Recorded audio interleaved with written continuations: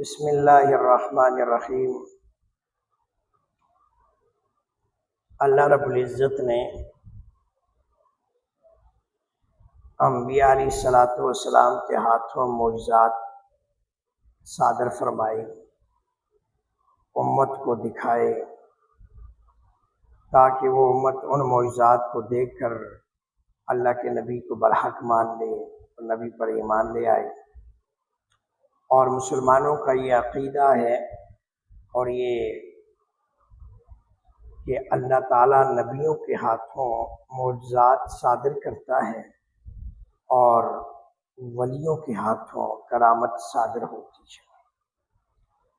لیکن یاد رکھنا کہ معجزات عطا کرنا، معجزات کو ظاہر کرنا، معجزے کو ظاہر کرنا، یہ خاص براہ راست اللہ کا تعلق ہے۔ اللہ رب العزت چاہیں گے تو معجزہ صادر کریں گے، اگر نہیں چاہیں گے تو نہیں کریں گے۔ لیکن ایک ترتیب یہ رکھی گئی ہے کہ معجزات جتنے بھی انبیاء علیہ السلام پر صادر ہوئے اور جتنے بھی معجزات نبی علیہ السلام کو عطا ہوئے یا باقی انبیاء علیہ السلام کو عطا ہوئے، اس میں اللہ رب العزت نے ایک اصول یہ رکھا کہ ان سے کچھ نہ کچھ کام لیا گیا ہے، یعنی ان سے کچھ نہ کچھ کام کروایا گیا ہے۔ اس لیے کہ اللہ رب العزت تو اس پر قادر ہیں، وہ چاہتے تو براہ راست ڈائریکٹ وہ معجزہ دے سکتے ہیں، لیکن یہ کہ پہلے اللہ تعالیٰ نے اپنے نبیوں سے کچھ کام لیا اور کچھ ان کو کہا کہ یہ محنت تم کرو، اور پھر اللہ رب العزت نے اس معجزے کو صادر کر دیا۔ مثال کے طور پر آپ اندازہ لگاؤ کہ غزوہ تبوک پر صحابہ اکرام امام الانبیاء محمد رسول اللہ صلی اللہ تعالیٰ علیہ وسلم کے ساتھ جا رہے ہیں۔ اب صحابہ اکرام کا بہت بڑا لشکر ہے، کافی تعداد ہے صحابہ اکرام کی۔ اب جب صحابہ اکرام کے کافی تعداد وہ جا رہے ہیں، صحابہ اکرام نبی علیہ السلام کی قیادت کے اندر، تو جب وہ قیادت میں جا رہے ہیں تو صحابہ اکرام کو پیاس کی شدت ہے، شدید پیاس لگی ہوئی ہے، اور جب شدید پیاس کی حالت میں صحابہ اکرام سفر کر رہے ہیں، سراہ ہے، کوئی پانی کا انتظام نہیں ہے اور کوئی پانی نہیں ہے اور تبوک کا موقع ہے۔ اب صحابہ پریشان ہیں کہ پانی کہاں سے حاصل کریں، پینے کے لیے نہیں ہے، اور صحابہ اکرام کے خلق خشک ہو گئے، اور نبی علیہ السلام کو اطلاع ہوئی۔ نبی علیہ السلام نے صحابہ سے فرمایا کہ آگے چلتے جاؤ، آگے ایک چھوٹا سا چشمہ آئے گا، لیکن یہ کہ جو بھی تم میں سے اس چشمے کے پاس پہنچ جائے تو میرے پہنچنے سے پہلے پانی نہ پیے، یعنی اس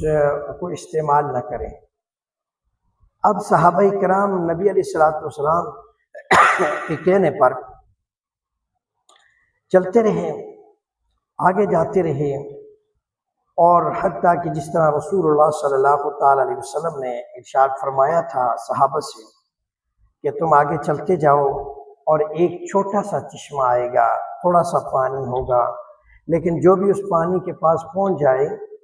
تو اس کو چاہیے کہ اس پانی کو میرے آنے سے پہلے استعمال میں نہ لائے، یعنی اس سے نہ پیے۔ تو صحابہ کرام آگے نکلے تو واقعی آگے راستے میں ایک چھوٹا سا چشمہ آیا، اور صحابہ کرام کھڑے ہیں، رسول اللہ صلی اللہ علیہ وسلم تشریف لائے تو نبی علیہ السلام نے اپنا دست مبارک، اپنا ہاتھ مبارک اس پانی میں، اس چشمے میں جو چھوٹا سا تھا اس میں داخل کیا، اور اللہ رب العزت نے اس پانی کو جاری کر دیا۔ اب اتنا بڑا لشکر صحابہ کا، انہوں نے پانی پیا بھی، باقی استعمال میں بھی لایا، وضو بھی کیا، اور پانی کی کوئی کمی واقع نہ ہوئی۔ تو میں عرض کر رہا تھا کہ اب یہ دیکھیں کہ غزوہ تبوک کے موقع پر جو صحابہ کرام کو پریشانی اٹھانی پڑی، اور اللہ رب العزت نے یہ معجزہ دکھا دیا کہ نبی علیہ السلام نے ہاتھ مبارک، اپنا دست مبارک اس چشمے میں ڈالا اور پانی جاری ہو گیا۔ تو اللہ رب العزت اگر چاہتے تو وہیں پر جہاں صحابہ کرام کو پیاس لگی اور جہاں رسول اللہ صلی اللہ علیہ وسلم نے پانی کا نام لیا، پانی طلب کیا، تو وہیں پانی مل جاتا۔